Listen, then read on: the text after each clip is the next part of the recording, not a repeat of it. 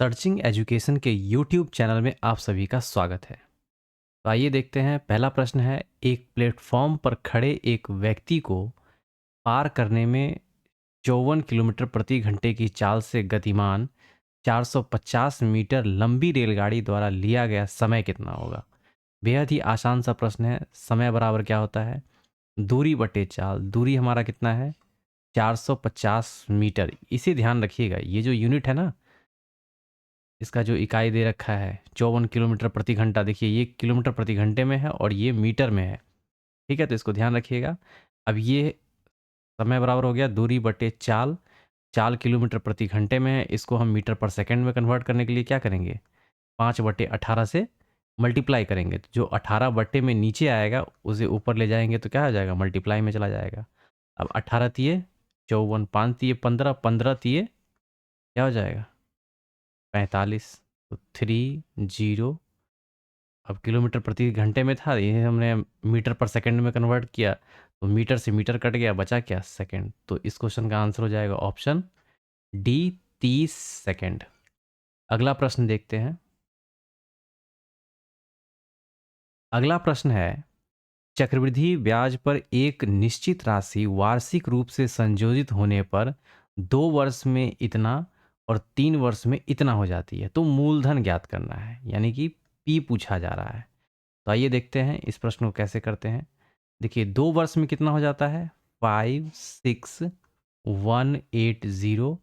और 3 वर्ष में कितना हो जाता है? 59550.80। इन दोनों का डिफरेंस निकालिएगा, तो डिफरेंस कितना आएगा? 80, 0, 7, 3 और 9 में से 6 गया 3। तो यहाँ पे आप देखेंगे इसका जो डिफरेंस निकल के आ रहा है, कितना आ रहा है? 3370.80। यहाँ से हम क्या करेंगे? रेट ऑफ इंटरेस्ट निकाल लेंगे। रेट ऑफ इंटरेस्ट निकालने के लिए क्या करेंगे? 3370.80, इसमें हम क्या करेंगे? इससे डिवाइड करेंगे 56180। रेट ऑफ इंटरेस्ट निकालना है, यहाँ से आपका डबल ज़ीरो आ जाएगा, इसे 100 से मल्टीप्लाई करेंगे, जीरो से जीरो ख़त्म, ये जीरो से ये जीरो ख़त्म। अब आप ध्यान देखेंगे, ध्यान दीजिएगा, यहाँ पे 56 है और यहाँ पर कितना है? 33 है। 33 70 8 है और यहाँ 56 18 है। तो सीधा सीधा आप देखेंगे 5 छक 30, यानी कि 6 के आसपास में, यानी कि ये 5000 है और ये कितना है? 33,000 है। 33,000 यानी कि 5,000 को 6 से मल्टीप्लाई करेंगे तो 5 छक 30, यानी कि 30,000 6 से मतलब कट जाएगा। तो क्रॉस चेक करते हैं, यहाँ पर मैं 6 से मल्टीप्लाई करके देखते हैं इसे। 8 छक 48, 8, तो ये 8 आ रहा है, ठीक है। 6 कम 6, 6 4 10, जीरो आ गया, ठीक है। और फिर उसके बाद 8 छक 48, 4 6 कम 6 4 10, 1 6 1 36, 36 और 1 33, 33 3 56 6 30 3 33, यानी कि 6 से क्या हो रहा है? पूरा पूरा कट जा रहा है। तो रेट ऑफ इंटरेस्ट जो हमें निकल के आया वो कितना आया? 6% निकल के आया। अब 6% को आप कैसे लिख सकते हैं? इस तरीके से लिख सकते हैं, 2 तिये 6 और 2 पंचे 10, यानी कि 3/50। अब आप, अगर आपने कंपाउंड इंटरेस्ट के क्वेश्चंस को सॉल्व किया होगा, तो 50 में जब 3 जोड़ते हैं तो ये हमारा क्या है? प्रिंसिपल है। और ये 53 3 जो ये ऐड हुआ, यानी कि ये इंटरेस्ट जो ऐड हुआ, ये ऐड होकर के क्या बना? अमाउंट बना। अब यहाँ 2 साल की बात हो रही है, ठीक है। स्टार्टिंग वाले को ही हम पकड़ेंगे। तो 2 साल 50 है और ये 53 है, इन दोनों को मल्टीप्लाई कीजिए तो ये आ जाएगा 2500, और इनको मल्टीप्लाई कीजिएगा, 53 को 53 से मल्टीप्लाई कीजिएगा तो 3 3 जा 9, 5 तिये 15, 5 तिये 15, 15 दूना 30, शून्य 50 25, 25 3 कितना हो जाएगा? 28 हो जाएगा, यानी कि 2809 हो जाएगा। तो अमाउंट हमारा जो निकल के आया वो आएगा 2809, और ये प्रिंसिपल जो है ये 2500। बट यहाँ पे हमारा आंसर यहीं पे नहीं आता है। अब देखिएगा आप, ये जो अमाउंट है ये किसके बराबर में है? ये बराबर है 56180 के। कितना टाइम्स जा रहा है? तो आप देखेंगे 28 दूना सीधा सीधा 2 टाइम्स जा रहा है। 28 दूनी 56, 9 दूनी 18, 1, 28 दूनी 56, यानी कि 20 टाइम्स ये जा रहा है। तो जब ये इसका 20 टाइम्स है तो इसका भी 20 टाइम्स आप निकालिएगा तो कितना आएगा? 25 दूनी 50 पर 1 2 3 0, यानी कि 50,000 इस क्वेश्चन का आंसर हो जाएगा। ध्यान दीजिए, फिर से एक बार आपको समझा देते हैं। देखिए 2 वर्ष का यहाँ पे कुछ अमाउंट दे रखा है और 3 वर्ष का ये हो जाता है, ठीक है? 2 वर्ष में इतना हो जाता है, 3 वर्ष में इतना होता है। तो 1 वर्ष का यानी कि इन दोनों का जो होगा, 1 वर्ष का यानी कि डिफरेंस जो होगा वो ये निकल के आएगा। यहाँ से हम क्या करेंगे? रेट ऑफ इंटरेस्ट निकालेंगे। रेट ऑफ इंटरेस्ट जब निकलता है तो ये हमारा ब्याज होता है और ये हमारा क्या होता है? मूलधन होता है। और मूलधन में क्या होता है? जब ब्याज को जोड़ते हैं तो वो हमें अमाउंट मिलता है। अब यहाँ पर मैं गणना यहाँ पर मैं हम स्टार्टिंग वाले से ही कर रहे हैं, 2 वर्ष वाले से। तो 2 बार में इसको कैलकुलेट करेंगे, क्योंकि 2 वर्ष में कितना हो रहा है? 56, 180 हो रहा है। और यहाँ पर मैं 2809 का जो वैल्यू है वो दे रखा है 56, 180। और ये कितना टाइम्स है इसका? 2 टाइम्स, यानी कि 20 गुना है। तो प्रिंसिपल का भी 20 गुना करेंगे तो कितना आ जाएगा? 50,000। बढ़ते हैं अगला प्रश्न। अगला प्रश्न देखते हैं, अगला प्रश्न क्या कहता है? एक राशि साधारण ब्याज की निश्चित दर से 10 वर्ष में 75% बढ़ जाती है। समान राशि वार्षिक साधारण ब्याज की समान दर से 6 वर्ष में कितने परसेंट बढ़ेगी? तो सीधा सा प्रश्न है, 10 वर्ष में कितना बढ़ता है? 75%। 6 वर्ष में कितना हो जाएगा? 75/10 गुने 6। तो आप देखेंगे यहाँ पे 56 30, 3 7 42, 3 45, 0 से 0 कट जाएगा तो यहाँ पर कितना आ जाएगा? 45%। तो कुछ नहीं था, ये आसान सा प्रश्न था। अगला देखते हैं। 1/1 plus tan theta plus 1/1 minus tan theta is equal to 4।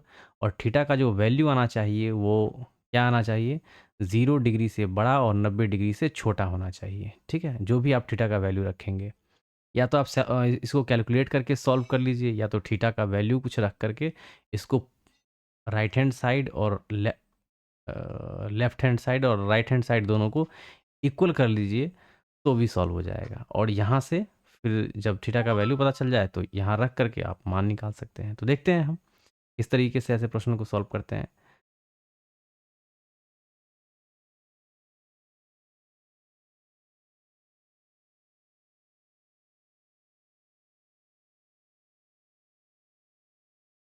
देखिए यहाँ से इन दोनों का एलसीएम लीजिएगा, तो एलसीएम लीजिएगा तो क्या आ जाएगा? 1 माइनस टेन स्क्वायर थीटा, क्योंकि 1 plus tan theta 1 minus tan theta A plus B, A minus B के फॉर्मूले पर सीधा सीधा बैठ रहा है।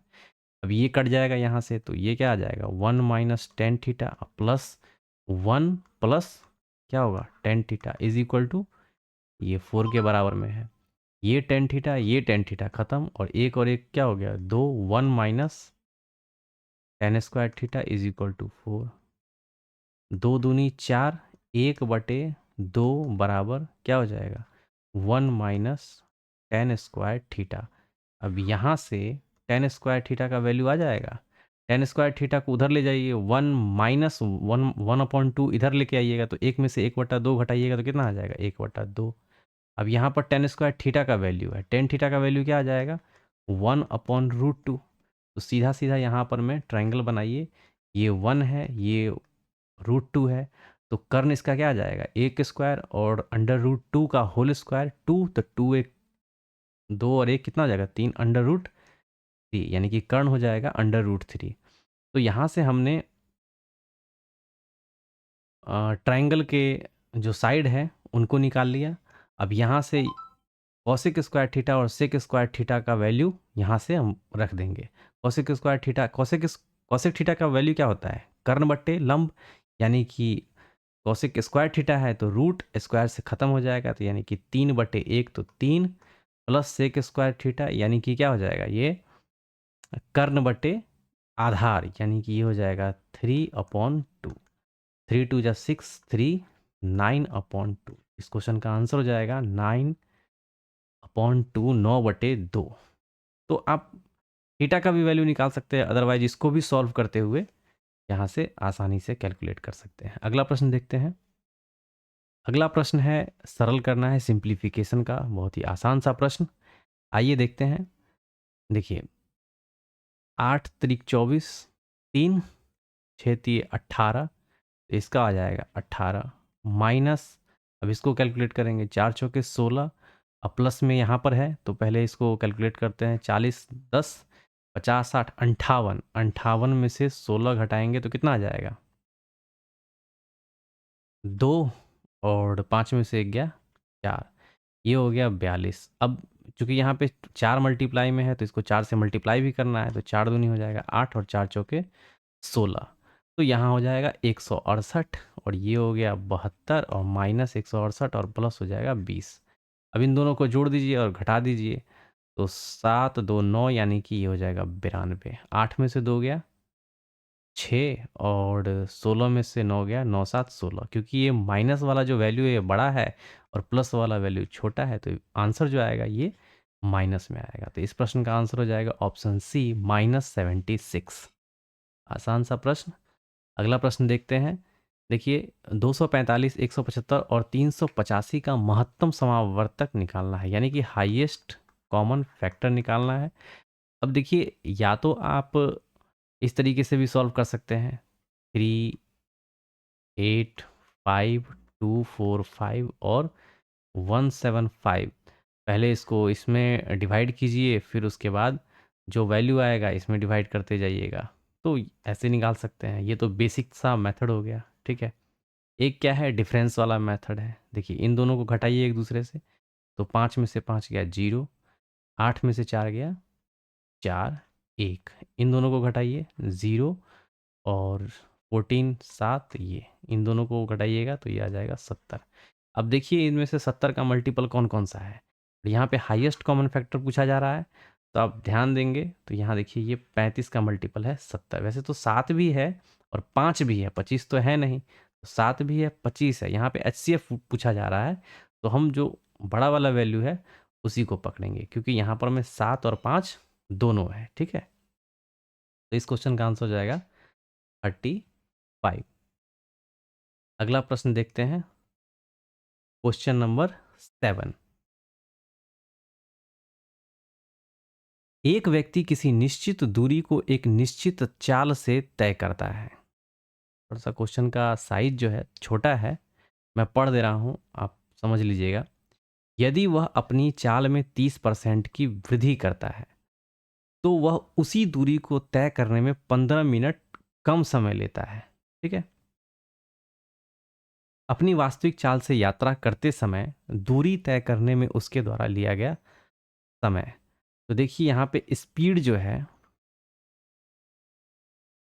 है 30% की वृद्धि होती है। कहने का मतलब कितना है, 10 बढ़ करके कितना हो जाता है, 13 बढ़ हो जाता है। कैसे, तो यहाँ देखिए 30% 0 0, यानी कि 10 वृद्धि हुआ, 10 में 3 की वृद्धि हुई, तो 10 से 13 हो गया।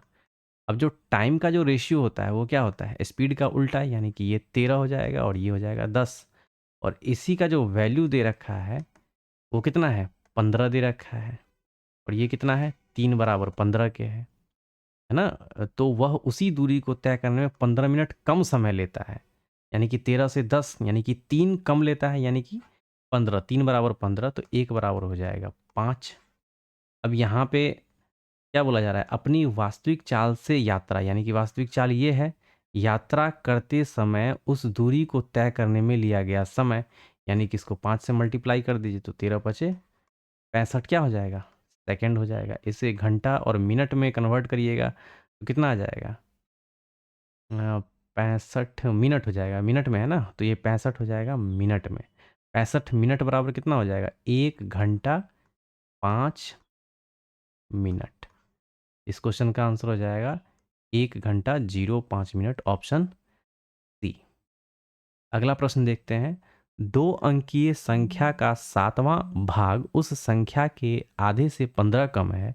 2 अंकीय संख्या के अंकों का योग क्या होगा। 2 अंकी जो संख्या होती है उसे कैसे लिखते हैं आप, 10x + y, और इसका 7वां भाग, इसका क्या हो जाएगा, इसका 7वां भाग उस संख्या, यानी कि कौन सा संख्या, यही जो संख्या हम लिए हैं, इस संख्या के आधे, यानी कि इसके आधे से क्या है, 15 कम है। जैसा जैसे क्वेश्चन में बोला गया उसी तरीके से हमने लिख लिया।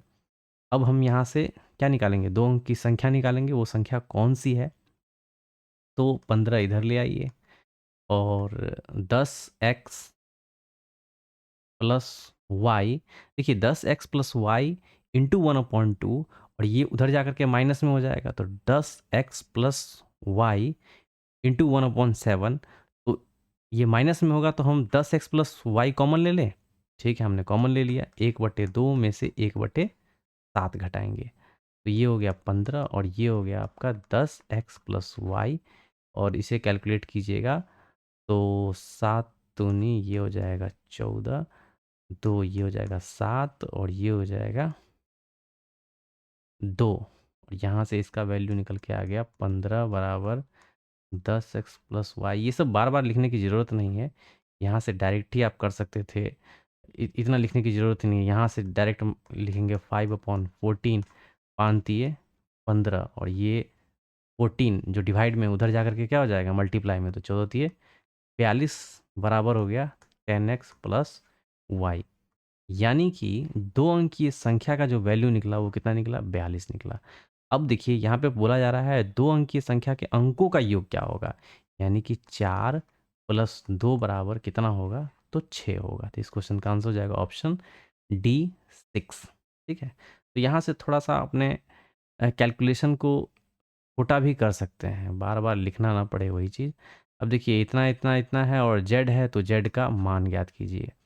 अब देखिए यहाँ से इसको कैलकुलेट करते हैं, तो 14 चौके 56, ये हो जाएगा 4, और इंटू 2 दूनी 4, तो 4 चौके यहाँ पे आ जाएगा 16, माइनस, अब यहाँ पे डिवाइड है, 3 दूनी 6, 12 दूनी क्या हो जाएगा 24, प्लस 10, 16 10 26, 26 में से 24 गया, कितना जाएगा 2, तो जेड का वैल्यू कितना आ गया, क्वेश्चन नंबर 9, 9 का जो आंसर हो जाएगा वो आंसर हो जाएगा ऑप्शन डी, जेड का वैल्यू क्या हो जाएगा 2। अगला प्रश्न देखते हैं, एक पुरुष एक कार्य को 20 दिन में कर सकता है, ओके, और एक महिला उसी कार्य को 30 दिन में कर सकती है, तो 2 पुरुष और 3 महिला उस कार्य को कितने दिन में कर सकते हैं। तो देखिए एक पुरुष जो है एक कार्य को 20 दिन में कर देता है, ठीक है, और एक वही महिला जो है उसी कार्य को 30 दिन में करती है। तो यहाँ से हम क्या करते हैं, मैन और वुमेन का यूनिट में वैल्यू निकाल देते हैं, तो 30/20, ठीक है, तो ये हो जाएगा मैन का हो जाएगा 3 और वुमेन का हो जाएगा 2। क्लियर। अब देखिए यहाँ पे अ, किसी एक में वैल्यू पुट करेंगे और आंसर आ जाएगा। यहाँ देखिए 20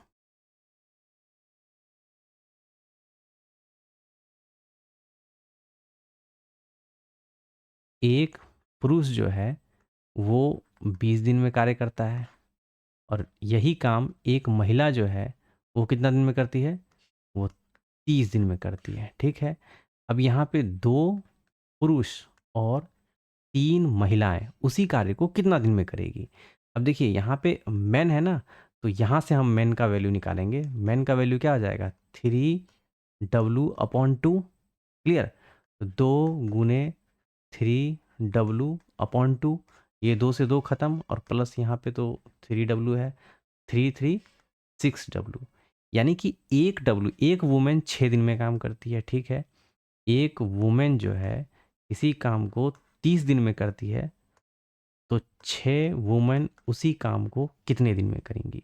तो W से W कैंसिल, 6×5 = 30, तो X का वैल्यू आ गया 5, यानी कि 5 दिन में 2 मैन प्लस 3 वुमेन, यानी कि जो ये मैन है ना इसे हमने क्या किया, वुमेन में कन्वर्ट कर दिया। कहाँ से, यहाँ से। ओके, तो इस क्वेश्चन का आंसर हो जाएगा ऑप्शन बी 5 डेज। अगला प्रश्न देखते हैं, और बहुत सा आसान सा प्रश्न है। यहाँ पे देखिए 0.17 अपॉन, इसे हटा दीजिए, इसको उधर ले जाते हैं। देखिए y का जो वैल्यू निकालना है 10.2 अपॉन क्या है 0.17। यहाँ पे डेसिमल हटाने के लिए इसे हटा देते हैं। 17 छके 102, यानी कि इस क्वेश्चन का आंसर हो जाएगा option B 60। Clear. Question number 11, 11 का आंसर क्या हो जाएगा? B, option B 60। बढ़ते हैं अगले क्वेश्चन की तरफ। अगला क्वेश्चन देखते हैं। निम्न प्रेक्षणों के बहुलक और माध्य में अंतर निकालना है। सबसे पहले बहुलक निकाल लेते हैं। तो देखिए बहुलक क्या होगा, जो नंबर ज़्यादा आपको दिख रहा होगा वही बहुलक होगा। 12 एक बार है, 2 बार है और 3 बार है। 5 2 बार ही है और तो कोई दिख नहीं रहा। तो हमारा जो मोड होगा वो हो गया 12। अब माध्य, माध्य कैसे निकालेंगे? इन सबको ऐड कर देंगे। सबको ऐड कीजिए। 5 4 9, 9 6 15, 15 5 20 2 22, 22 8 30, 30 10 40 2 42, 42 60 50, एक 51, 51 10 61, 61 63, 63 5 68 69 70 10 80। कितना है? 1 2 3 4 5 6 7 8 9 10।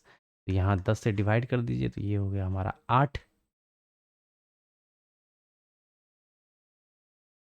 बहुलक और माध्य में अंतर, हाँ, तो 12 में से 8 गया, 8 4 12। इस क्वेश्चन का आंसर हो जाएगा ऑप्शन ए 4 बहुलक, और ये हो जाएगा ए, या मीन कहिए, मीन। इसका जो आंसर हो जाएगा ऑप्शन ए 4 हो जाएगा। अगला प्रश्न देखते हैं। एक वृत्त की परिधि इतना है, वृत्त का क्षेत्रफल क्या होगा? तो देखिए ऐसे प्रश्नों को जब आप सॉल्व करते हैं तो वहाँ पे आपको पाई का वैल्यू लेना पड़ता है। पाई का वैल्यू क्या है?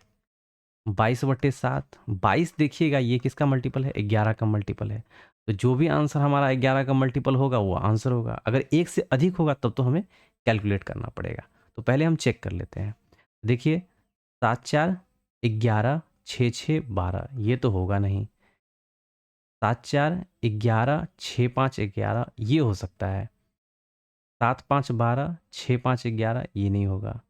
7 4 11, 6 4 10, ये नहीं होगा। तो बिना कलम चलाए क्वेश्चन का आंसर। अदरवाइज आप सॉल्व करना चाहे तो यहाँ से लिख लीजिए 2 पाई आर बराबर 308। यहाँ से आर का वैल्यू निकालिए क्योंकि 22 का पाई का वैल्यू दे रखा है। तो जो आर का वैल्यू आएगा पाई आर स्क्वायर में पुट कीजिए। यहाँ पे पाई का स्क्वायर वैल्यू लिख लीजिए और आर का वैल्यू पुट कीजिए, तो वहाँ से भी आपको सेम ही आंसर आने वाला है। क्योंकि देखिए आप CBT 2 देने जा रहे हैं। ये जो प्रीवियस ईयर का क्वेश्चन है CBT 2 का है, और इस वीडियो को बनाने का पर्पस एक ही है कि जो CBT 1 क्वालिफाई कर चुके हैं कैंडिडेट, वो आने वाले समय में CBT 2 का एग्ज़ाम देंगे। तो थोड़ा सा तो फास्ट आपको रहना पड़ेगा। अगला देखते हैं। अगला प्रश्न क्या कहता है? राम एक वस्तु के अंकित मूल्य पर 10% की छूट देता है और फिर भी उसे 12.5% का लाभ होता है। यदि वह वस्तु को अंकित मूल्य पर बेचता है तब राम को कितना लाभ होगा? देखिए ऐसे प्रश्नों को किस तरीके से सॉल्व करते हैं। CP SP MP, ठीक है। अब देखिए एक वस्तु के अंकित मूल्य पर 10% की छूट देगा तो 10 का चीज 9 में जाएगा। 10% मतलब क्या हो गया? 1/10 छूट दिया ना एक का, तो 10 में से एक गया 9। अब कहता है फिर भी उसे 12.5% का प्रॉफिट होता है, यानी कि 12.5%। 0 25 25 125, 25 चौके 100, 5 8 40, यानी कि 8 का चीज़ यहाँ पे एक है ना, 1/8। तो 8 का चीज़ वो कितना में बेच रहा है? 9 में बेच रहा है। अब यहाँ से निकाल लीजिए। 9 8 72, 9 9 81 और 9 10 90। अब देखिए यदि वह वस्तु को अंकित मूल्य पर बेचता है, देखिए बेचा तो जा रहा है 81 में, लेकिन क्वेश्चन में पूछा जा रहा है वो विक्रय मूल्य पर नहीं बेचता है, वो किस पर बेच रहा है, वो अंकित मूल्य पर बेच रहा है, यानी कि वो 90 में बेच रहा है, तब राम को कितना लाभ होगा। तो यहाँ ये हो गया सीपी और ये हो गया एसपी। तो 72 में कितना जोड़ेंगे तो 90, 1890। ये हमारा सीपी हो जाएगा, क्योंकि हमें प्रॉफिट परसेंटेज निकालना है। ये हो जाएगा क्रय मूल्य और गुने 100, 18 चौक 72 और 25 चौके 100। तो सीधा सीधा इस क्वेश्चन का आंसर हो जाएगा ऑप्शन बी, 25%। बहुत ही आसान सा कॉन्सेप्ट है। इस कॉन्सेप्ट पे डिस्काउंट के अच्छे अच्छे सवाल को सॉल्व किया जा सकता है। अगला प्रश्न देखते हैं। 30 अंक संख्याओं का औसत इतना है, तो इसे कैलकुलेट कर लीजिए। 5 दिए 15, 15 एक 16, तो ये हो गया। पहली 15 संख्याओं का औसत इतना है, तो 15 गुने 51, 15 एकम 15, 15 एकम 15, 5 1, 15 पचे 75, 1 76। और अंतिम 12 संख्याओं का औसत 12 गुने कितना है 56, 12 छक 72, 7 12 पंचे 60, 67, 68, 74 और शेष 3 संख्याओं का औसत कितना है। तो देखिए ये 12 और 15 यानी कि 27 संख्याएं हैं। 30 में से 27 का घटाएंगे तो कितना मिलेगा, 3 संख्याओं का वैल्यू मिलेगा। 3 संख्याओं का वैल्यू क्या आ जाएगा, इन दोनों को जोड़ दीजिए। ये हो जाएगा 7 2 5, 5 और 2 7, 7 6 13, 7 6 13 1 14। तो 3 का जो वैल्यू मिलेगा वो कितना आ जाएगा, 10 में से 7 गया 3, 4 में से 3 गया 1, 6 में से 4 गया 2, यानी कि 3 का जो वैल्यू है कितना है 213 है।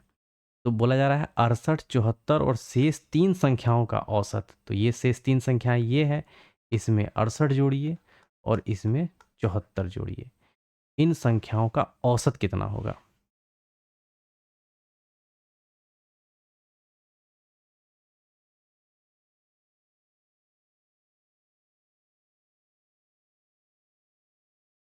इन सबको ऐड करते हैं तो एवरेज कितना हो जाएगा इसका, 8, 8 3 11, 11 4, यहाँ पे लिख लीजिए 11 4 15 का 5 हाथ में, 1 1 1 2, 6 2 8, 8 7 15 का 5 हाथ में 1, 2 1 3। अब डिवाइड किससे करेंगे, डिवाइड करेंगे 5 से। अब कहेंगे 5 से क्यों डिवाइड करेंगे, तो ये 3 अंक संख्याओं का सम है ना। ये जो हमने निकाला ये क्या है, 30 में से 27 गया, ये 3 संख्याओं का सम है और एक्स्ट्रा कितना है 2 संख्या और है, इसलिए हम 5 से डिवाइड करेंगे। तो 5 7 35 और 5 एकम 5। इस क्वेश्चन का आंसर हो जाएगा ऑप्शन ए 71। अगला प्रश्न देखते हैं। एक वस्तु के अंकित मूल्य और क्रय मूल्य के बीच अनुपात इतना है। ठीक है, यहां लिख लेते हैं सीपी एसपी और ये हो गया एमपी। ध्यान दीजिएगा, एक वस्तु के अंकित मूल्य कितना है 5 और क्रय मूल्य कितना है 3 है। यदि वस्तु का विक्रय मूल्य इतना है और दुकानदार ने 16%, 20% की 2 क्रमिक छूट दी, छूट किस पे मिलेगा, मार्क प्राइस पे मिलेगा। तो 5 गुने 16% छूट यानी कि 84/100 और इंटू 20% यानी कि 80%, 80/100। अब यहाँ से इतना छूट देता है तो हमें क्या मिलेगा, एसपी मिलेगा। तो इसे कैलकुलेट कर लेते हैं। तो आइए देखते हैं, 5 दूनी 10, 20 चौक 80, 4 ये हो जाएगा 25, 25 दिए 75, 75 75 5 80, 5 4 9, 25 दिए 75, 75 5 80, 10 90, 25 छक्का 150, यानी कि 3.36 आ गया। 3.36 कुछ नहीं है, 84 में 25 से मैंने डिवाइड किया है, तो ये आ गया एस पी 3.36। अब आप ध्यान दीजिएगा 3.36 का वैल्यू जो है दे रखा है, कितना दे रखा है 3024। तो एक का वैल्यू निकल के आ जाएगा 3024 अपॉन 3.36। इस डेसिमल को हटाइएगा तो यहाँ पे आ जाएगा 100। अब ध्यान दीजिएगा, 3×10 यानी कि 10 के आसपास में जा रहा है। 300 को 10 से मल्टीप्लाई कीजिएगा तो कितना आ जाएगा? 3000।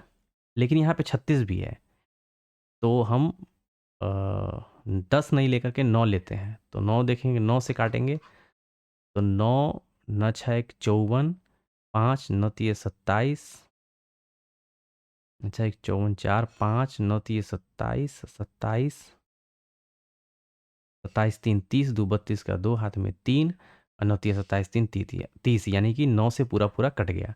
तो एक का जो वैल्यू है हमें कितना मिला? 900 मिला। अब यहाँ पे देखिएगा क्या पूछा जा रहा है, तो लाभ या हानि क्या होगा, यानी कि अमाउंट में पूछा जा रहा है लाभ और हानि कितना होगा। तो एक बराबर इतना, तो सीपी हमें निकल के आ गया। सीपी कितना निकला? एक का वैल्यू 900, तो 3 का वैल्यू 9 3 2700।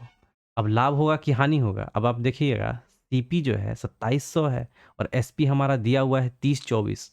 तो 3024 एसपी में से 2700 घटाइएगा तो 4 2 10 में से 7 गया, 7 3 10, यानी कि 324 सीधा सीधा क्या हो जाएगा? लाभ हो जाएगा।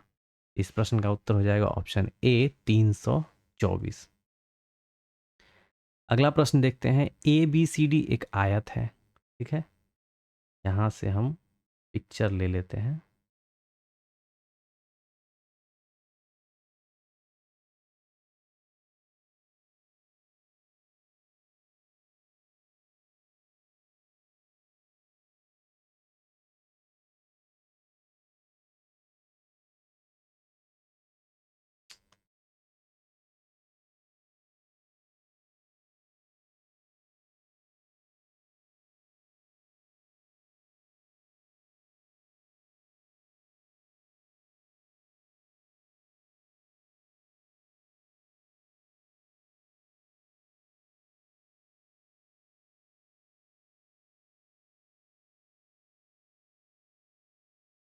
ये देखते हैं, ए बी सी डी एक आयत है। ये है ए, ये है बी, ये है सी और ये है डी।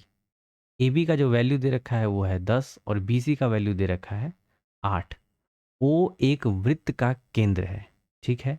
जो आयत ए बी सी डी की 3 भुजाओं यानी कि A B B C C D को स्पर्श करता है, यानी कि एक सर्कल होगा। तो हम सर्कल भी यहाँ से ले लेते हैं।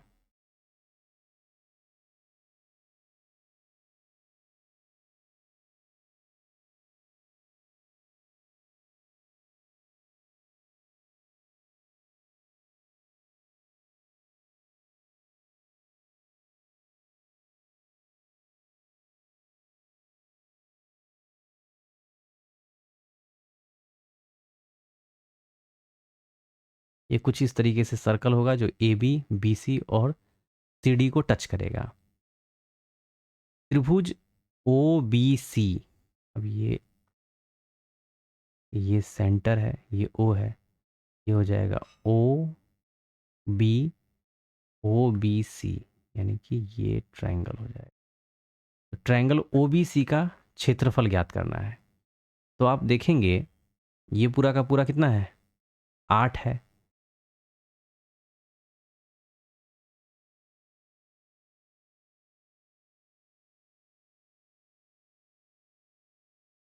ये पूरा का पूरा कितना होगा?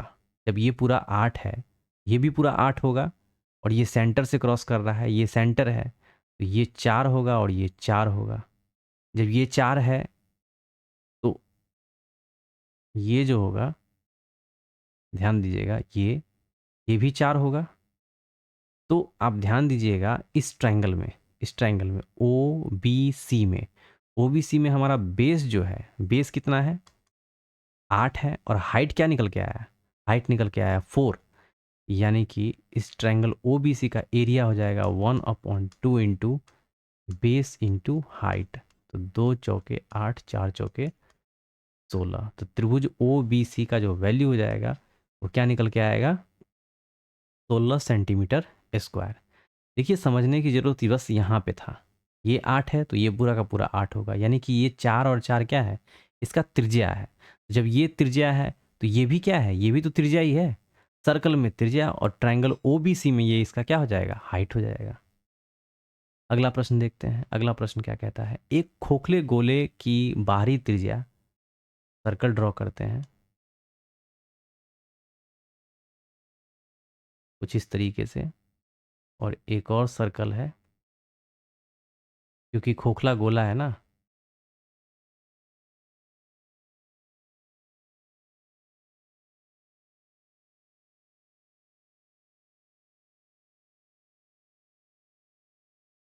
ये इस तरीके से खोखला गोला है।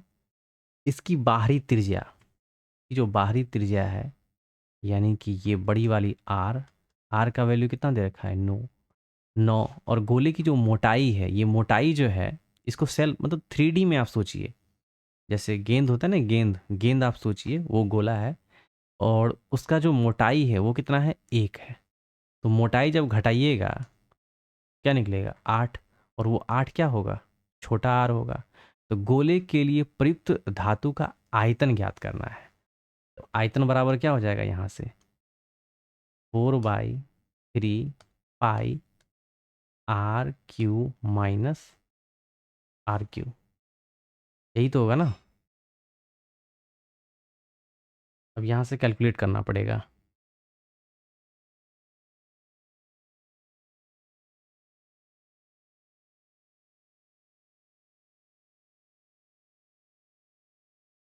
देखिए 4/3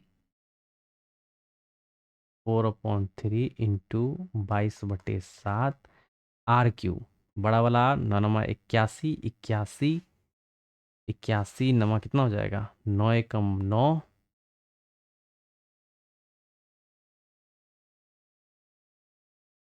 9 अठे 72, 729 माइनस 8 अठी 64, अठे 512।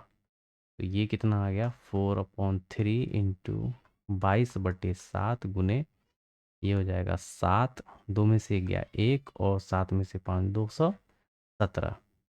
अब यहाँ से कैलकुलेट कर लीजिए, 7 तिये 21, 7 एकम 7, 4 दूनी 8, 4 दूनी 8, और यहाँ 31, इसको मल्टीप्लाई करना होगा। 8 एकम 8, 8 त्रिक 24, जोड़िए 8, 8 4 12, 4 2 6 1 7 2, और इसमें कितना से डिवाइड करना है, इसमें आपको 3 से डिवाइड करना है। तो 3 9 27, देख लीजिए 9 सब में है, 27, 2, अब 2 से तो जाएगा नहीं, 0 आ जाएगा, यहाँ पे आएगा 8, 3 9 27, यानी कि 909, 909, ये दोनों तो होगा नहीं, 909, 909 या तो ये होगा या तो ये होगा।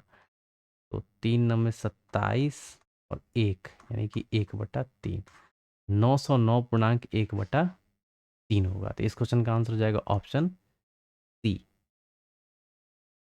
तो सीधा सा फॉर्मूले पे था, थोड़ा सा कैलकुलेशन था कह सकते हैं, लेकिन अगर आप थोड़ा सा फास्ट करेंगे कैलकुलेशन तो ये प्रश्न आसान होगा।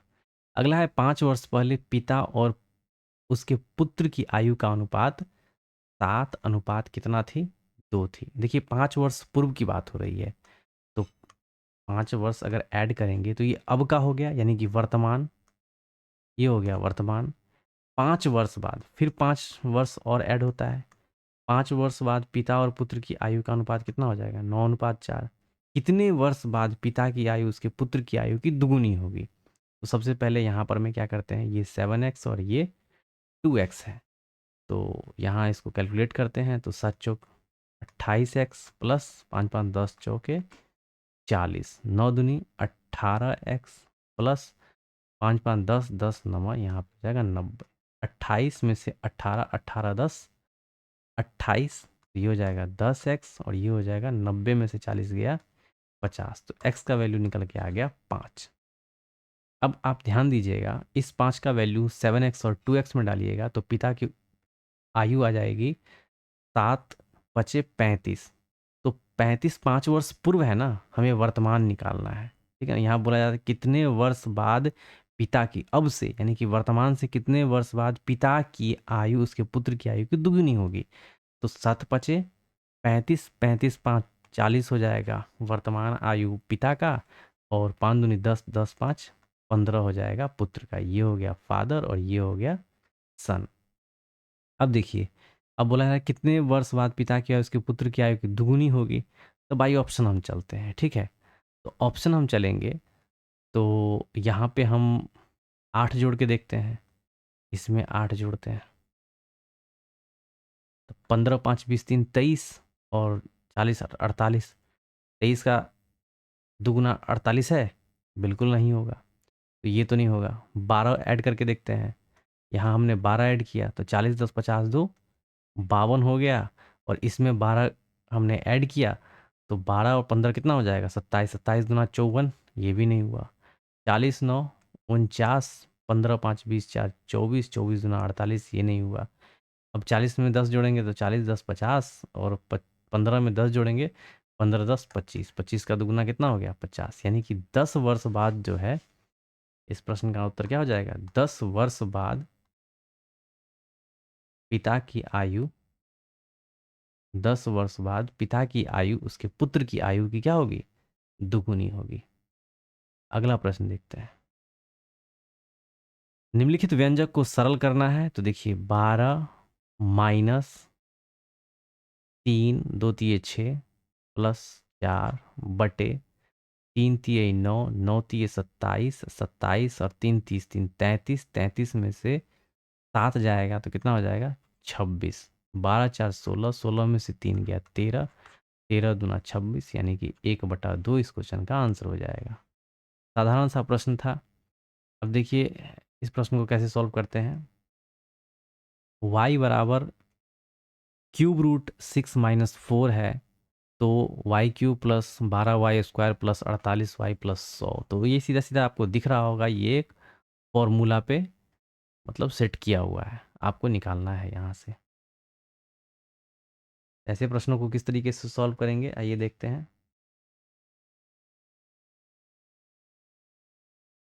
देखिए यहाँ पे है y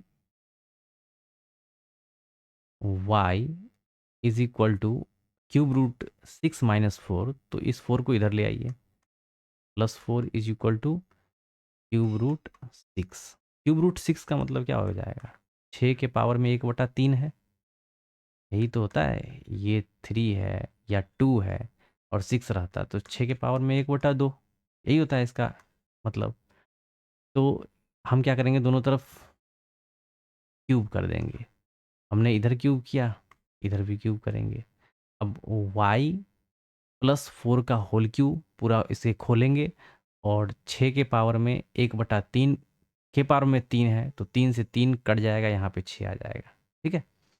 तो वाई क्यूब प्लस 4 चौके 16 चौके क्या हो जाएगा 64, plus 3ab 4 तिये 12y into A plus B, यानी कि ए प्लस बी का वैल्यू कितना दे रखा है 6 दे रखा है, तो हम इसे ये लिख देंगे।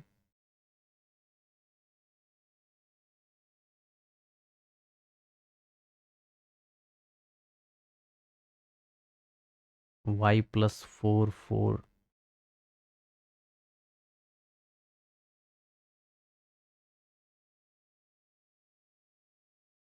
इज इक्वल टू, ये हो गया आपका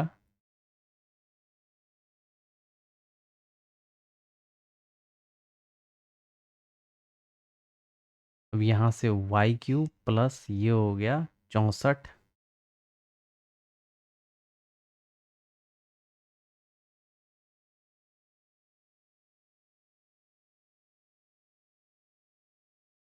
ए cube plus B cube plus 3ab 4 तिये 12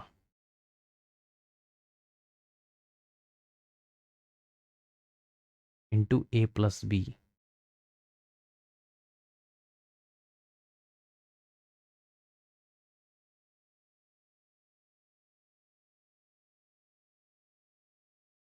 ये हो जाएगा 72 y इज इक्वल टू 6।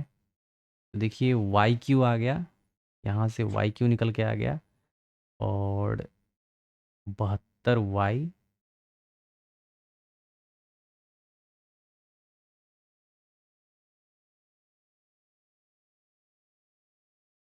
एक सेकेंड, एक सेकेंड।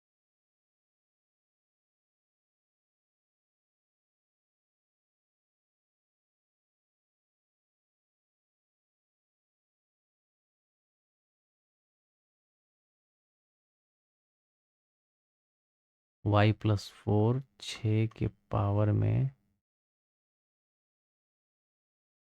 1/3 क्यूब करेंगे तो ये 3 से 3 खत्म, y³ प्लस 4 चौका 16 चौका 64 प्लस 3ab 4 तिये 12 y into a plus b, y+4 into क्या हो जाएगा 6 हो जाएगा, y³ plus 64 plus 12 y² plus 12 चौक, ये कितना हो जाएगा 48 इज इक्वल टू 6। अब यहाँ से दिख रहा है आपको y³ है, 12 y² है, इन दोनों को आप जोड़िएगा,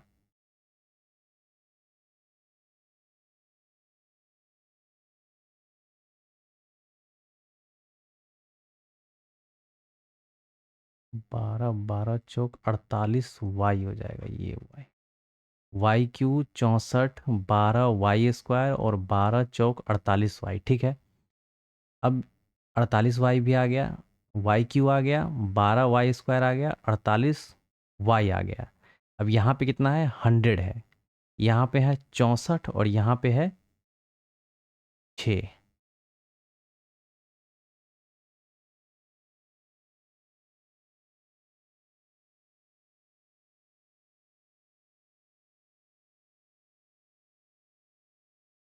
तो 64 को 100 बनाने के लिए इसमें कितना ऐड करें, 64 को 100 बनाने के लिए y³ plus 12 y² plus 48 y plus 64 और प्लस इसमें अगर 36 ऐड करेंगे तो क्या हो जाएगा 100 हो जाएगा।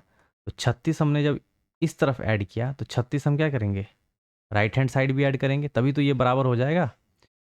तो 36 4 40 2 42, यानी कि इसी का वैल्यू पूछा जा रहा है, इसका वैल्यू क्या होगा, तो इसका वैल्यू क्या निकल के आया 42। तो इस क्वेश्चन का आंसर हो जाएगा 42। देखिए थोड़ा सा a प्लस बी का जो है ना फॉर्मूला, यही इसको रखने में थोड़ा सा टाइम लग गया, तो इसे थोड़ा सा आप रिवाइज वीडियो को बैक करके थोड़ा सा समझ लीजिएगा। देखिए इसका जो फॉर्मूला होता है a³ plus b³ plus 3 into ab into a plus B, ये होता है। बस इसी पैटर्न पे इसको रखना है, और यहाँ से 64 आया और इसमें 36 ऐड करेंगे तो 100 आ जाएगा। जब 36 हमने इधर ऐड किया तो 36 उधर राइट हैंड साइड भी ऐड करेंगे, तो 36 4 40 2 42। इस क्वेश्चन का आंसर हो जाएगा ऑप्शन ए। अगला प्रश्न देखते हैं। √2k+11 का मान ज्ञात करना है जहाँ k इतना इतना इतना और इतना का औसत है, जहाँ k 16 25 13 26 और 15 का औसत है।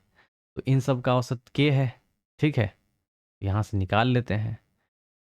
तो इन सबको ऐड कीजिएगा तो कितना आ जाएगा 6 5 11 11 3 14 14 6 20 20 5 25 का 5 हाथ में 2 2 1 3 3 2 5 5 1 6 6 2 8 8 1 9 बटे 1 2 3 4 5 5 से डिवाइड कीजिएगा तो 19 बचे 95, यानी कि के का वैल्यू क्या निकल के आया 19 आया। 19 दूना 38, 38 से 39 10 49, √49 का वैल्यू क्या होता है 7 होता है। अगला देखते हैं, अगला प्रश्न, के इतना इतना इतना की सबसे बड़ी और सबसे छोटी संख्याओं का गुणनफल है, ठीक है, सबसे बड़ी और सबसे छोटी संख्याओं का गुणनफल क्या है के है। तो यहाँ से के का वैल्यू पुट करना है और वैल्यू निकालना है। देखिए कुछ इस तरीके से जब भिन्न हो तो बड़ी और छोटी को निकालने के लिए क्या करते हैं, तो पहले हम बड़ी निकालते हैं। तो 3 एकम 3, 4 दूना 8, तो ये 3, देखिए यहाँ से इसको हमने मल्टीप्लाई किया, 3 एकम 3 और 4 दूनी 8, तो जो बड़ा वैल्यू होगा वो बड़ा होगा, ये तो होगा नहीं। 5 दूनी 10, 4 तिये 12, ये नहीं होगा। 5 दूनी 10, 4 तिये 12, ये नहीं होगा। हम बड़ी निकाल रहे हैं। 8 चौक 32, 5 तिया 15, ये नहीं होगा। 4 चौके 16, 3 तिये 9, ये नहीं होगा। यानी कि हमें बड़ी मिल गई 4/3। क्लियर। अब छोटा निकालना है, तो छोटा कैसे निकालेंगे, लिख लेते हैं यहाँ पे। तो बड़ी हमें निकल के आ गया था 4/5। अब छोटा निकालना है, 3 एकम 3, 4 दूनी 8, तो ये नहीं होगा। 5 एकम 5, 4 चौके 16, ये नहीं होगा। 8 एकम 8, 5 चौका 20, ये नहीं होगा। 4 एकम 4, 4 तिये 12, ये नहीं होगा। तो छोटी हमें निकल के आ गया 1/4। 4 4 खत्म, क्योंकि मल्टीप्लाई करना है ना, तो के का वैल्यू हमें निकल के आ गया 1/5। अब यहाँ से 1/5 के वैल्यू के में पुट करेंगे और यहाँ से इसका वैल्यू निकालेंगे। तो 1/5 यानी कि 5 4 9 इंटू 5 में से 2 गया, कितना हुआ, 3, 9 तिये 27। क्वेश्चन नंबर 23 का जो आंसर हो जाएगा वो क्या आ जाएगा, 27। क्योंकि बड़ी और छोटी का गुणनफल के है और के का वैल्यू यहाँ हमने रखा, इन दोनों को मल्टीप्लाई किया तो 9 तिये 27। अगला प्रश्न देखते हैं। अगला प्रश्न क्या कहता है, y का इतना बराबर z का इतना, तो y और z का रेशियो में वैल्यू पूछ रहा है। देखिए यहाँ से y/z बराबर क्या हो जाएगा, 8/15 गुने 3/2, 3 5 15, 2 चौके 8, 4/5। 4/5 इस क्वेश्चन का आंसर हो जाएगा ऑप्शन ए। अगला प्रश्न देखते हैं। अगला प्रश्न है, 5,000 की कुल राशि में से दानिश ने एक भाग को 12% वार्षिक ब्याज पर और शेष भाग को 10% वार्षिक ब्याज पर निवेश किया। यदि दानिश का 2 वर्ष में अर्जित कुल ब्याज इतना है, तो दानिश द्वारा 12% वार्षिक साधारण ब्याज पर निवेश की गई राशि क्या होगी। तो साधारण ब्याज का प्रश्न है, एकदम आसान सा है, एकदम बेसिक से इसको क्वेश्चन को निकाल देंगे। एक अगर x है तो दूसरा क्या है, 5,000 माइनस x। दानिश ने एक भाग 12%, ये हो जाएगा 12%, ठीक है। और दूसरे को कितना क्या क्या किया, 10% पर निवेश किया, है ना। और 2 वर्ष का तो यहाँ हो जाएगा 2 और ये हो जाएगा 2। 2 वर्ष का जो अर्जित कुल ब्याज कितना है, 1072। सबसे पहले देखिए, इसको दोबारा से लिखने की ज़रूरत नहीं, एक ही लाइन में पूरा कैलकुलेट करेंगे। अब आप देखेंगे 2/100, 2/100 इसको बाहर निकाल लेते हैं, ठीक है। 2/100 कहने का मतलब क्या है, 1/50 तो हमने बाहर निकाला।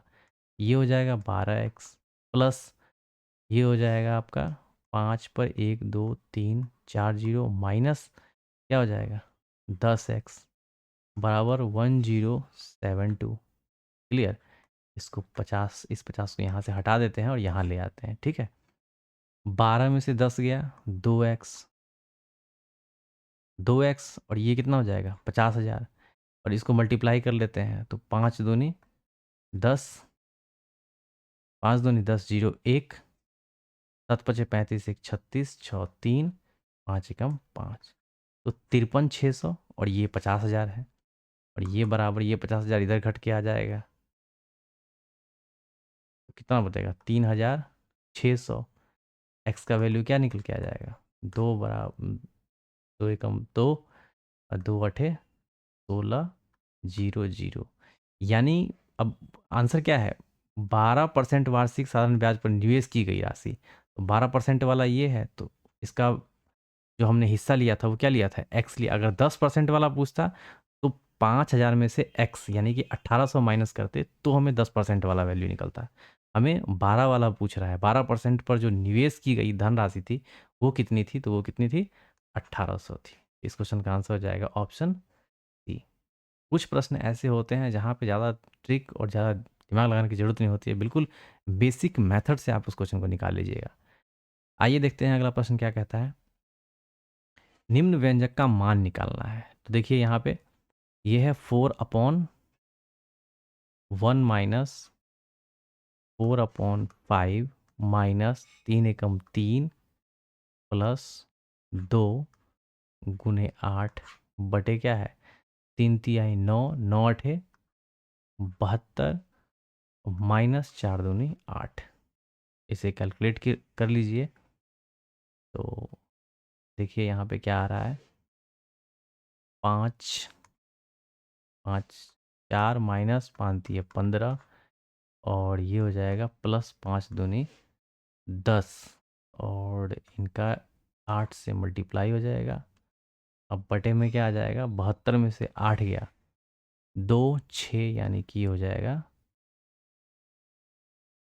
64 64 6 70 2 72 और ये 1 माइनस है इस बटे 1 है और इसके इस 64 को जब कैलकुलेट कर लेंगे ये बड़ा वाला डिवाइड है। तो देखिए यहाँ पे 10 4 14 14 में से 15 गया 10 4 14 में तो -1/5 इंटू -1/5 इंटू 8/1 गुने 1 क्या हो जाएगा 64 अठुअठी 64। तो इस पूरे का वैल्यू क्या आ जाएगा -1/8 40।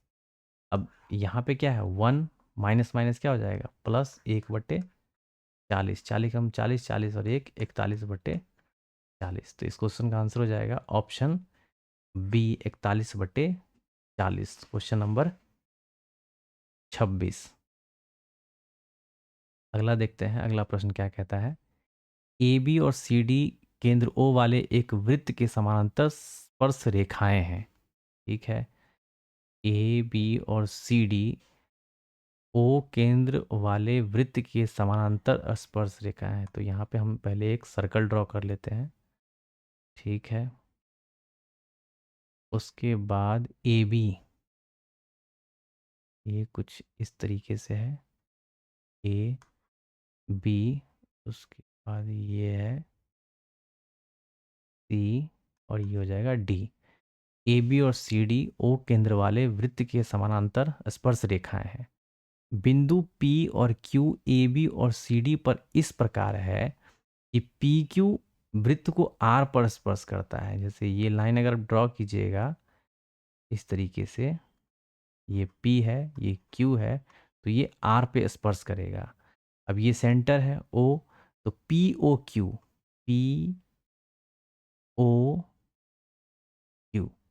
यानी कि इसका वैल्यू पूछा जा रहा है। इसका वैल्यू क्या होगा अब ध्यान दीजिएगा एक लाइन यहाँ से सेंटर से ड्रॉ करते हैं ये वाला तो ये क्या है आर है ये भी आर है ना सर्कल का ये आर है और ये भी क्या है आर है। अब पी ओ क्यू का वैल्यू पूछा गया तो आप ध्यान दीजिएगा और ये यहाँ से भी एक लाइन खींच देते हैं निकालते हैं लाइन तो ये भी हमारा क्या है ये भी आर ही है। ठीक है अब आप गौर कीजिए ये यहाँ से यहाँ पे एक राइट एंगल ट्रायंगल ड्रॉ कर रहा है। राइट एंगल ट्रायंगल है तो ये हमारा हो गया 45 और ये हमारा हो गया 45 क्लियर। और ये अगर ये इस तरीके से यहाँ पे ये देखिए ये 45 तो ये भी 45 तो पी ओ क्यू का वैल्यू पूछा जा रहा है। ध्यान दीजिएगा ये पूछा जा रहा है पी ओ क्यू तो ये 45 और ये 45 दोनों 45 जुड़ करके क्या होगा 90।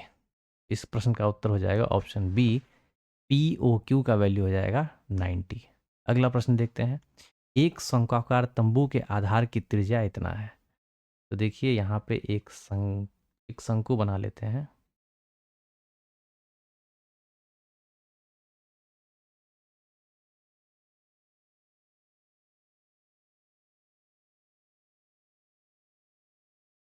देखिए खूबसूरत सा पिक्चर है। यही होता है डिजिटल माध्यम में पढ़ाने से यही सब का थोड़ा सा एडवांटेज है। तो एक शंक्वाकार तंबू के आधार की त्रिज्या जो है हम त्रिज्या लिख लेते हैं ये सेंटर है और यहाँ से एक लाइन ड्रॉ करेंगे तो ये हमारा आर हो जाएगा। आर कितना है?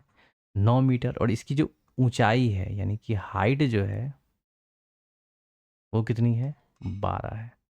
अब देखिए 9 12, तो ट्रिपलेट इसका क्या हो जाएगा? 3 चौके 12, 3 तिये 9, 3 4, ये हो जाएगा 5।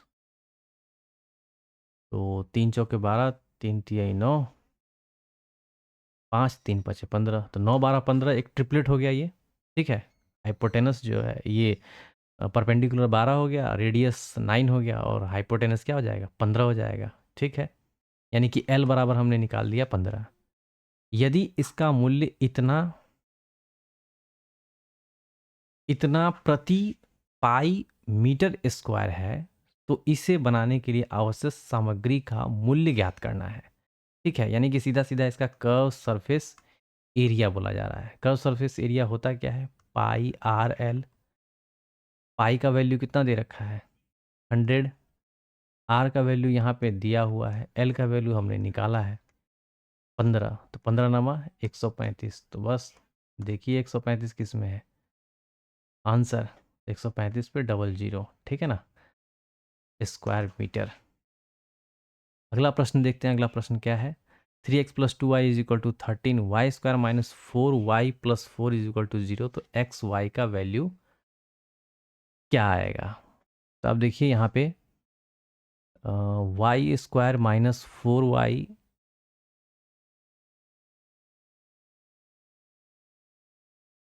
यहाँ से कॉमन ले लीजिए।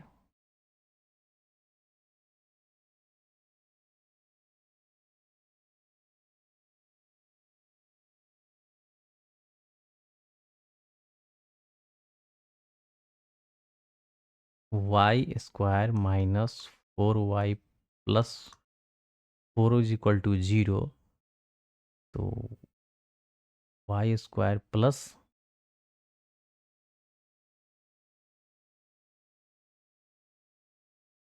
एक सेकेंड एक सेकेंड,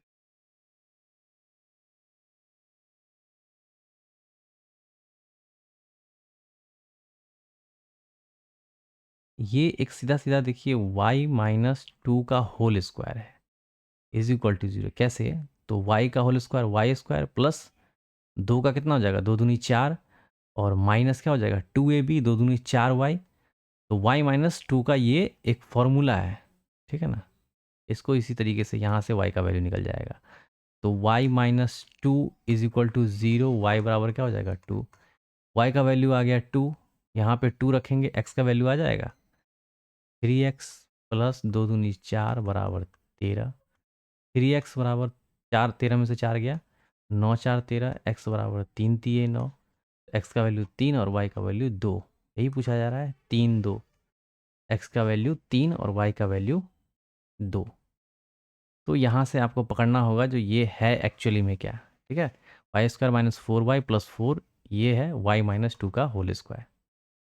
अगला प्रश्न देखते हैं। 2 sine y plus cos y is equal to root 5 sine y. तो 10y का वैल्यू निकालना है। देखिए सब में क्या करते हैं, कॉस से डिवाइड कर देते हैं, कॉस वाई और ये हो जाएगा कॉस वाई। 10 है ना। तो देखिए 2 sine y upon cos y, 2 10y plus cos y ख़त्म, 1 is equal to root 5 sine upon cos, ये हो जाएगा 10y।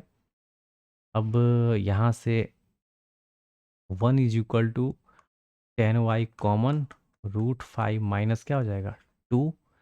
यहाँ से 1 upon root 5 minus 2, clear, root 5 minus 2, और into root 5 plus 2, root 5 plus 2 से मल्टीप्लाई कर देते हैं, मतलब ऊपर नीचे सेम से डिवाइड कर देते हैं। मल्टीप्लाई करने से क्या होता है, इसका तो वैल्यू 1 आएगा, इसे इस 1 से इसमें मल्टीप्लाई करेंगे तो कोई फ़र्क नहीं पड़ेगा। यहाँ से वैल्यू निकल के आ जाएगा रूट 5 प्लस 2। अब a माइनस बी और a प्लस बी, 5 रूट 5 का स्क्वायर 5 और 2 दूनी 4, 5 में से 4 गया 1, यानी कि ये निकल के आ गया 10y। 10y का value root 5 plus 2, root 5 plus 2, option 30 question का आंसर हो जाएगा। अगला प्रश्न देखते हैं।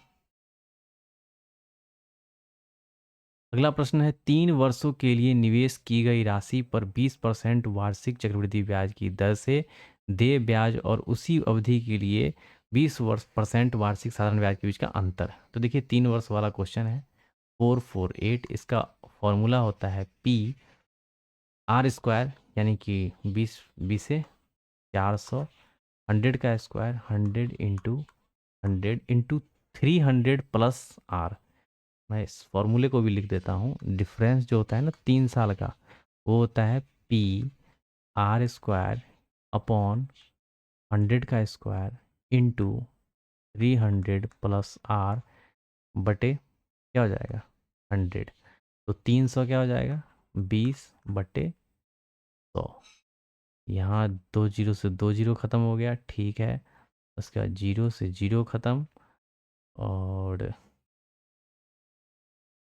4 एकम 4, 4 एकम 4, 4 दूनी 8, और यहाँ से 4 32, 4 8 32, 4 दूनी 8, 4 8 32, 2 चौके 8, 2 14 हो जाएगा, 4 25, 25 चौका 100,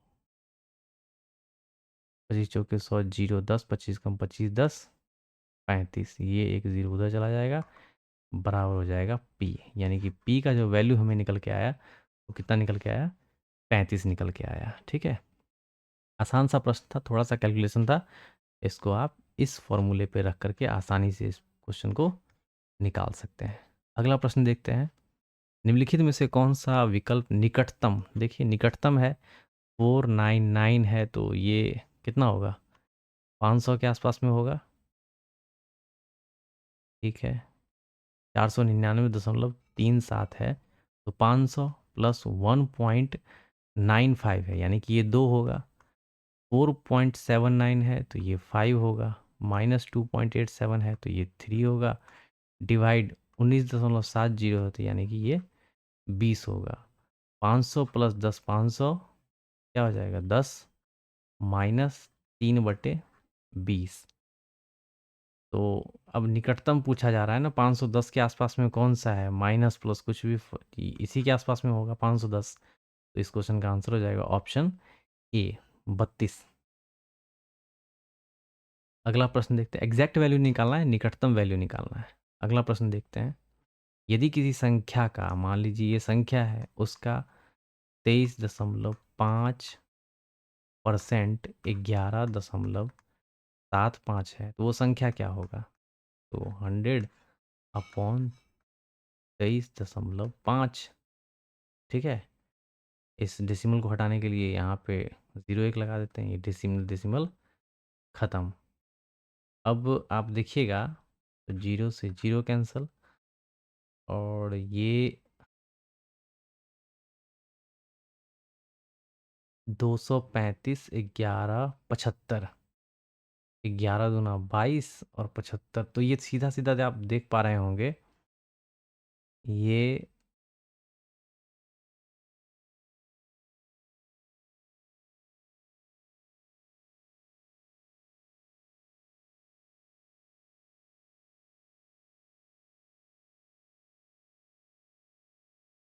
सीधा सीधा इसका दुगुना है ना, इसका दुगुना है।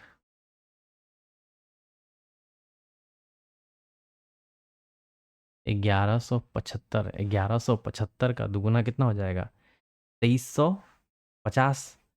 तो 0 0 इस तरीके से 10 और 10 ऊपर में 10 से मल्टीप्लाई कर देते हैं और नीचे में भी 10 से मल्टीप्लाई कर देते हैं, क्लियर ना। तो यहाँ पर में हो जाएगा 1175 दूना 2350, क्लियर। तो इस जीरो का तो काम हो गया, तो ये 2 से कटा। अब यहाँ पे कितना आया है, ऊपर में है हमारा 100, नीचे में है 2, 50 में 2 से डिवाइड कीजिएगा तो ये 50 आ जाएगा। तो इस क्वेश्चन का आंसर हो जाएगा ऑप्शन ए, क्योंकि 2350 है ना, 2350 का आधा है 1175। अब यहाँ पे जीरो तो हमने निकाल दिया था, हम क्या करते हैं जीरो को रहने ही देते हैं, ठीक है ना, हटाने की ज़रूरत नहीं है, क्लियर। Question number 33। अगला प्रश्न देखते हैं, क्वेश्चन नंबर 33। 4 फ्रैक्शनों इतना इतना इतना के का माध्य इतना है और फ्रैक्शन इतना इतना पी का बहुलक 29 है, तो पी माइनस के का वैल्यू क्या होगा। तो देख लेते हैं, इन सब का माध्य पहले निकालते हैं। तो सबसे पहले माध्य निकालेंगे तो 9 9 6 15 15 1 16 16 4 20 4 24 24 6 30 30 3 33 33 और 7 40 2 42 का 2 हाथ में 4 4 2 6 6 3 9 2 11 1 12 12 1 13 प्लस क्या हो जाएगा 2 के अपॉन 1 2 3 4 5 6 7 8 8 बराबर इसका माध्य है 21.25। यहाँ से के का वैल्यू निकल जाएगा। अब देखिए 2 के बराबर 8 पंचे 40, 4 8 दूना 16, 4 20 का शून्य में 2 8 एकम 8 2 10 1 8 दूना 16 1 17, यानी कि आ गया इसका 170। 170 आ गया। 2 के 170 माइनस, क्योंकि 132 इधर प्लस में है, सो 132। तो के का वैल्यू निकल के आ गया 10 में से 2 गया 8,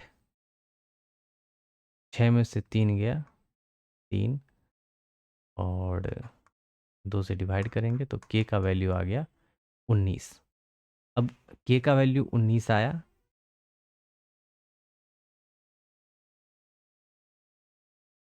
हम्म, 18 10 में से 18 19 दूना 38, के का वैल्यू 19 और यहाँ पी का बहुलक है ना, तो बहुलक जो ज़्यादा होगा तो ज़्यादा यहाँ पे बहुलक 29 है, तो पी का वैल्यू भी 29 होगा। तो पी का वैल्यू हो गया 29 और के का वैल्यू हो गया 19।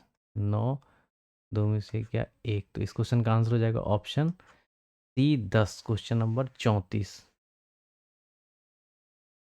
सेकेंड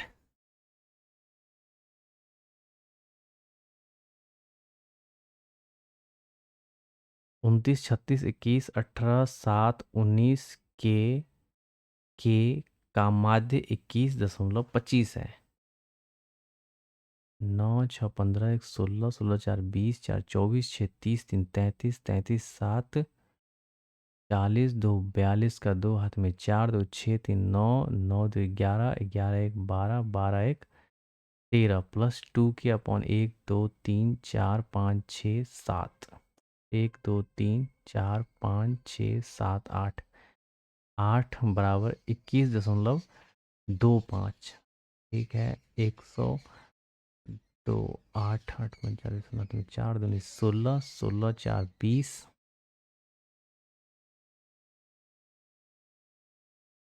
2 8 एकम 8 2 10 1 8 2 16 1 17 माइनस 132। 10 में से 2 गया 8, 6 में से 3 गया 3, 38 के का वैल्यू निकल के आ गया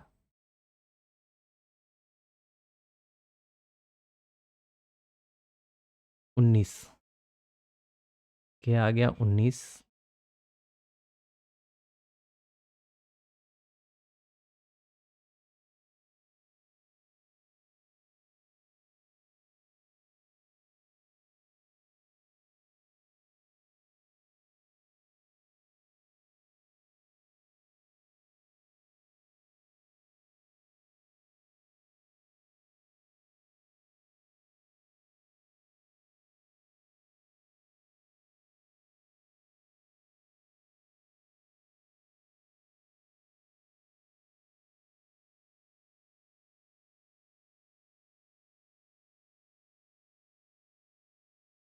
जीरो 1 10।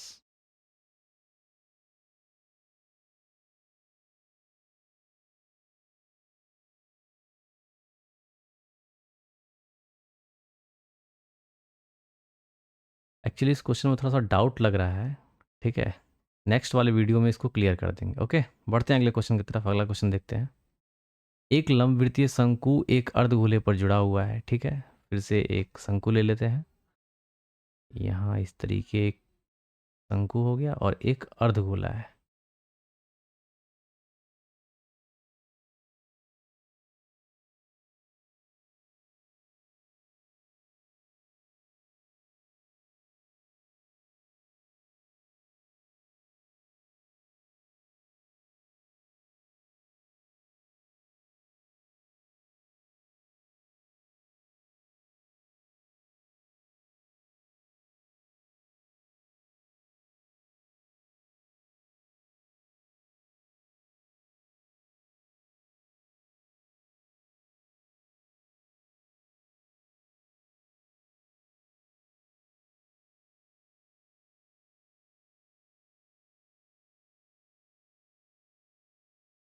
चलिए कोई नहीं, अर्धगोले का फोटो नहीं दे रखा है, तो हम यहाँ से एक अर्धगोला ड्रॉ कर लेते हैं। ठीक है, ये कुछ इस तरीके से अर्धगोला है, और अर्धगोले पर एक शंकु है। शंकु की त्रिज्या, आधार त्रिज्या और अर्धगोले की त्रिज्या दोनों बराबर है। यहाँ पे ये सेंटर है, ये इसका हो जाएगा आर, और दोनों आर मतलब दोनों का आर बराबर है। अर्धगोले का व्यास 12 है, तो आर बराबर क्या हो जाएगा, 6 हो जाएगा, 6। जबकि शंकु की ऊंचाई जो है 8 है, ये हो जाएगा 8, 4, 3, 5, तो 8, 6, और इसका ट्रिपलेट हो जाएगा ये 3, 4, 5, 3 दूनी 6, 5 दूनी 10, तो 6, 8, 10, यानी कि इसका हाइपोटेनस जो हो जाएगा वो हो जाएगा 10। अर्धगोले का व्यास इतना है, जबकि तो पाई सेंटीमीटर स्क्वायर को रंगने में 25 रुपये का खर्च आता है, तो मिश्रित वस्तु को रंगने का खर्च टोटल कितना आ जाएगा। तो टोटल कर्व सरफेस एरिया निकालना है और दोनों का निकालना है।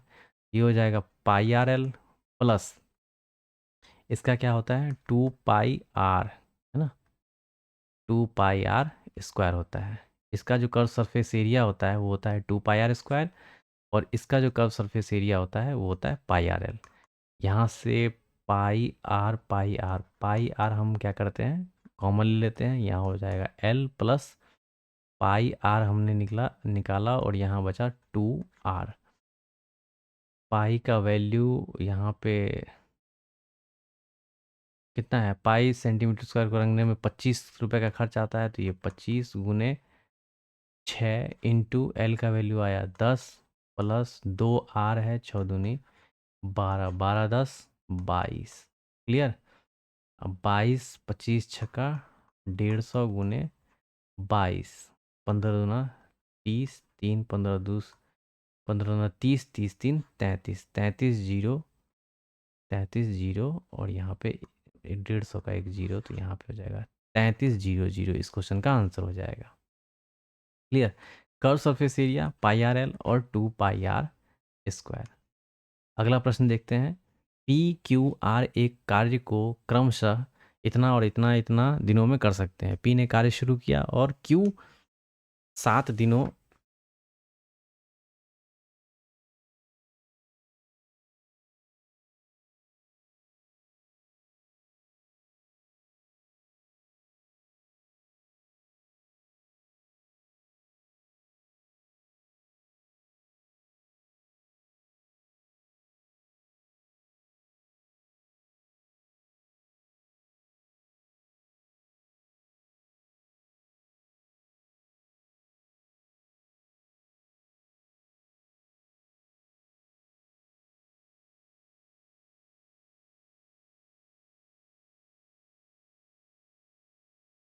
पी क्यू आर एक कार्य को क्रमशः 40 दिन, 90 दिन, 36 दिनों में कर सकते हैं।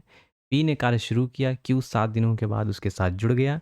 यदि आर शुरू के 8 दिनों बाद उसके साथ जुड़ता है तो आर कितने दिनों में कार्य को समाप्त कर लेता है। तो आइए देखते हैं, बहुत ही अच्छा प्रश्न है। देखिए, पी जो करता है ये 40 दिन में करता है, और क्यू इसी काम को 90 दिन में, और आर जो है 36 दिन में। इसका सबसे पहले क्या निकालेंगे, एलसीएम निकालेंगे। तो एलसीएम क्या आ जाएगा, 4, 9, 36, तो इसका आ जाएगा 360।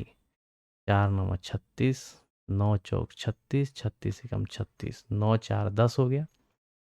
अब पी ने कार्य शुरू किया, पी कार्य शुरू करता है और क्यू 7 दिनों के बाद उसके साथ जुड़ता है। तो 7 दिनों का काम कितना होगा इसका, 9 × 7 = 63। अब क्यू 7 दिन के बाद जुड़ता है। यदि आर शुरू के 8 दिनों, क्यू 7 दिनों के बाद उसके साथ जुड़ गया।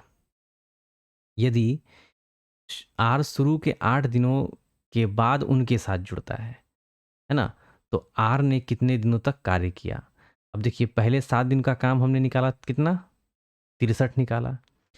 अब 9 और 4, है ना, इन दोनों को जोड़ेंगे, इन दोनों को जोड़ेंगे, क्योंकि क्यू जो है 7 दिन के बाद उनके साथ जुड़ जाता है। तो 9, 4, 13, यानी कि 8वें दिन का काम P और Q मिल कर के करेंगे। ये क्या हो जाएगा, ये 8वें दिन का काम हो जाएगा। और ये P और Q मिल कर के कितना कर रहा है, 13 कर रहा है। ठीक है, तो 8वें दिन का जो काम होगा वो कितना होगा,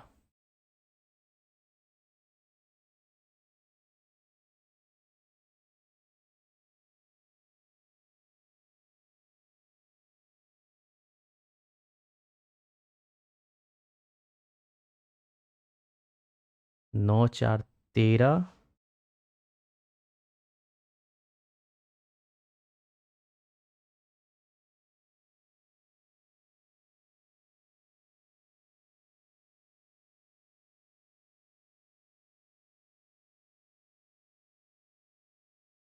13 ये यूनिट होगा ना।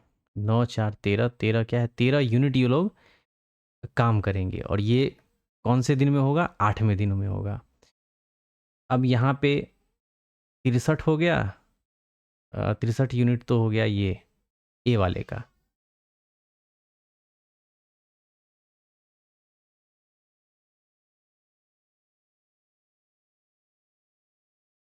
टोटल वर्क कितना है, 360 है। पहले ये करता है 63 यूनिट, उसके बाद पी और क्यू, पहले पी करता है 7 दिन का काम 63 यूनिट, उसके बाद पी के साथ क्यू भी जुड़ जाता है और इन दोनों का है 13 यूनिट।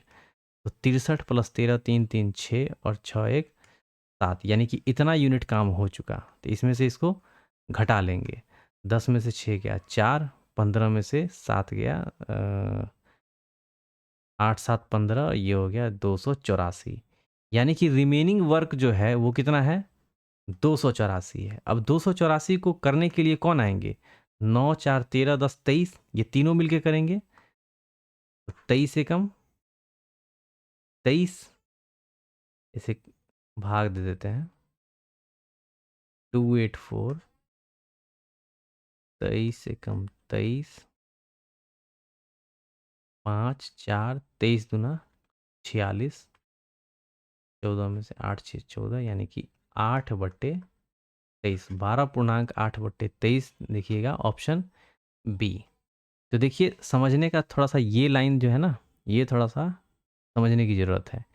क्यों 7 दिनों के बाद उनके साथ जुड़ता है, तो 7 दिन में पी जो करेगा काम कितना करेगा, 63 यूनिट। यदि आर शुरू के 8 दिनों के बाद उनके साथ जुड़ता है, यानी 8वें दिन का काम जो होगा वो पी और क्यू मिलकर करेगा। क्यू 7 दिन बाद आता है, मतलब क्यू क्या है, 7 दिन बाद आया, यानी कि 8वां दिन। ठीक है, तो 8वें दिन का जो काम होगा वो कितना होगा, 9 4 13, यानी कि 13 यूनिट। ठीक है, अब 13 यूनिट हो गया और ये 63 यूनिट हो गया, तो इन दोनों को जोड़ेंगे तो कितना आ गया, 76 यूनिट। टोटल में से 76 घटाएंगे, 284 यूनिट। अब इनको कौन करेंगे, तीनों मिलके करेंगे। 9 4 13 10 23 से डिवाइड करेंगे तो हमें क्या निकलेगा, 12.8/23, है ना, दिन निकलेगा। अगला प्रश्न देखते हैं, इस सेशन का लास्ट क्वेश्चन। निम्नलिखित रेखा आलेख 2007 से 2012 की अवधि के दौरान एक कार निर्माण कंपनी द्वारा अर्जित वार्षिक लाभ प्रतिशत को दर्शाता है। देखिए निम्नलिखित किस वर्ष में वार्षिक लाभ प्रतिशत आलेख में दिए गए सभी वर्षों के में वार्षिक लाभ के प्रतिशत औसत के निकटतम था। तो एवरेज निकालना है, तो 40, ये कितना आ जाएगा, 5 5 10, 10 5 15, 15 का 5 हाथ में 1, 4 1 5 5, 10 4 14, 6 20, 20 7 27, 3 30, 3 33, 3 3 6, 6 पंचे 30, 3 6 पंचे 30, यानी कि 55 के पास कौन सा आ रहा है, 55 कुछ कुछ आएगा। तो 55 के पास ये आ रहा है। इसका देखिएगा ईयर क्या है, 2008। तो इस क्वेश्चन का आंसर हो जाएगा ऑप्शन ए। तो एक क्वेश्चन में थोड़ा सा ये डाउट है ना, ये वाला जो प्रश्न है,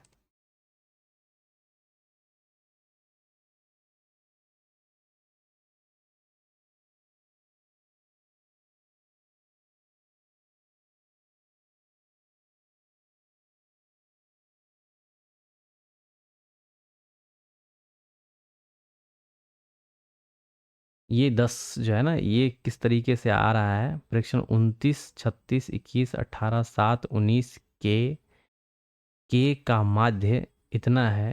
ठीक है, 1 2 3 4 5 6 7 8 8 है, सबको तो ठीक जोड़ा गया है। तो देख लेंगे अगले वीडियो में, आपको इसको सॉल्व करके बता देंगे। वीडियो कैसा लग रहा है आप कमेंट सेक्शन में ज़रूर बताएं, और साथ ही साथ अपने दोस्तों में इसको ज़्यादा से ज़्यादा शेयर करें, जिससे कि और भी वीडियो बनाने का थोड़ा सा मोटिवेशन जगे। ठीक है, वीडियो में बने रहने के लिए बहुत बहुत धन्यवाद।